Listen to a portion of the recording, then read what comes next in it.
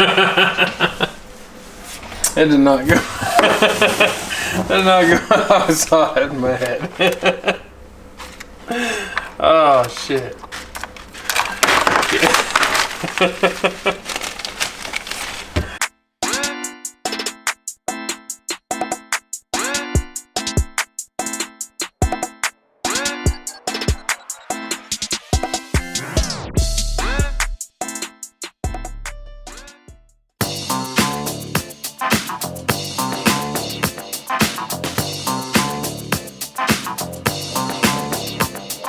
What's going down, everybody? Welcome back to another episode of Camping with Coleman. It's your boy Josh, aka Coleman, chilling like a villain, man. We're in the studio hanging out, and I have a box to open.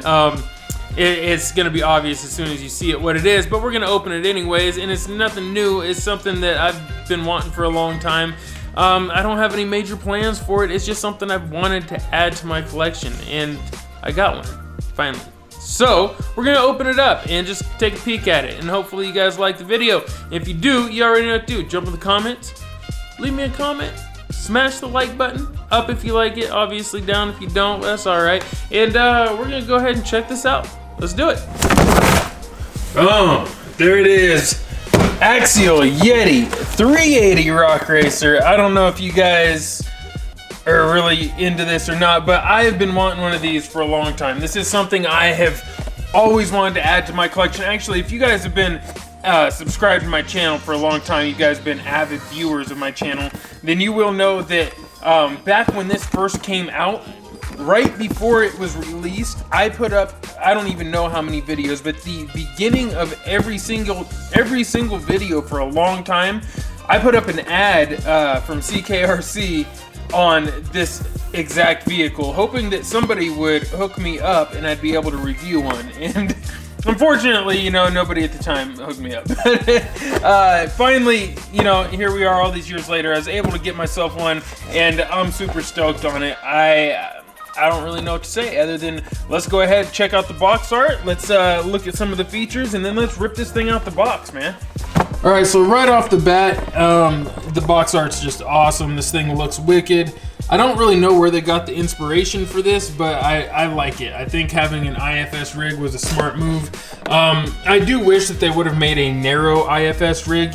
That would have been a smart move as well, in my opinion. Everyone knows the 1.9 Wraith and 1.9 Bomber builds are super popular right now, and I think that a 1.9 Yeti would be popular too, but the problem is nobody can, there's no way that I'm aware of to narrow this front end. If we could figure out a way to narrow the Yeti front end, I think that you'd see all kinds of IFS rigs popping up, especially scale builds. Now looking at the bottom of it here, we've got some of the features.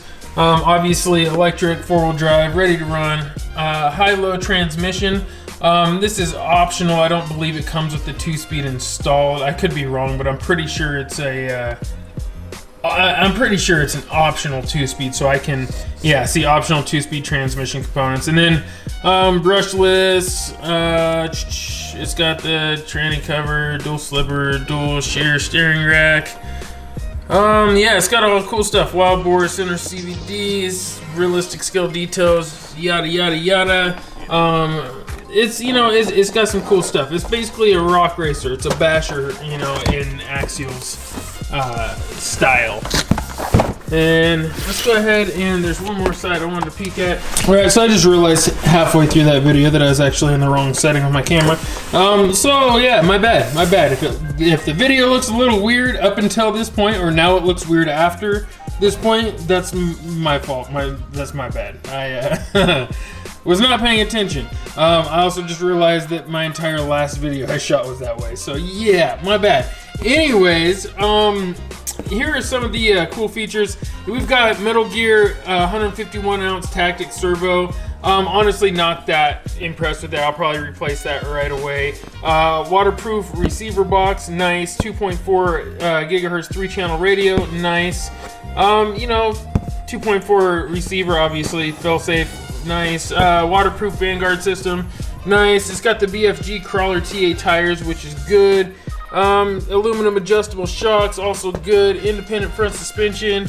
4-linked rear suspension with trailing arms, all really cool stuff. It's got integrated sway bar. Basically, it's the exact same thing as my Yeti Scores, but with slight differences, such as bumpers and body mounts and, you know, wheels and tires, things of that nature. So let's go ahead and dig into this thing, man. I don't know about you guys, but I want to get it opened up. I'm itching to just get it out of the box. Of course, get the old blade here, and let's go ahead and just start chopping her open, man. I'm just itching to see it. I want to see it. I want to see it like yesterday, man. See if we get lucky and just can open this side and slide it straight out. Sometimes I get lucky, sometimes I don't. We've got immediately on top, we've got our radio. 3-channel tactic that we're all used to, the TTX 300. Set that aside here. And start sliding. Is it upside down? No, I think we got it the first time. Yes. I never get it right the first time. Alright. There she is, man. Of course, you're going to get your instruction manual and everything, you know, that goes with that, which is good. You should definitely read up on this. I'm very familiar with this platform, so I'm not going to right now. And of course you get your parts bag, which has what appears to be a bunch of different options for heads for the drivers. Looks like maybe radiator, some different mounts, you know, the standard replacement parts, servo horns, shock parts, wild board drive shaft parts, things of that nature. And but what we're really after here is this. This is what I'm talking about. Look at this beast, man. This looks good. I mean, this looks real good. This is let's take a closer look.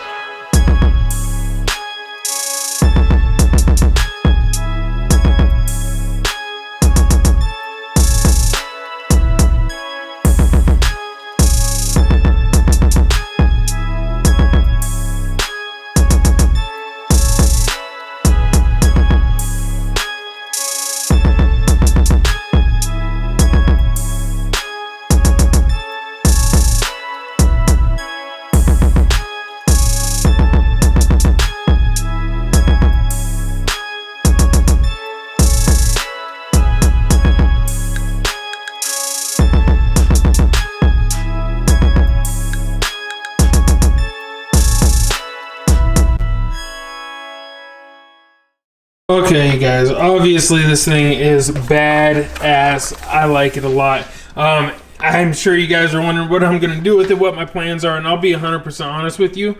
I think I'm going to leave it stock. I don't really know what I'm going to do with it. I mean, I could do something to it, but I don't plan on thrashing on it. I mean, what do? I don't know. I just want it to be a stock basher. I don't want it to be something that I spend a bunch of money building up like crazy, putting, you know, thousands of dollars worth of parts into it, and then I only drive it once in a while because I don't want to break the expensive parts. So I think that the goal with this one is probably going to be just leave it stock. I'm just going to leave it stock. I might throw a couple of little upgrades on there, and then just, you know, that's it. I'm just talking simple stuff like, you know, upgrade the trailing arms in the rear axle, maybe upgrade the front A-arms in the bulkhead. That way it's just got a little bit of strength, nothing crazy. I don't want to, I don't know, I might not even do that. I might just leave it bone stock. I'm being honest, I might just leave it bone stock and just see what happens.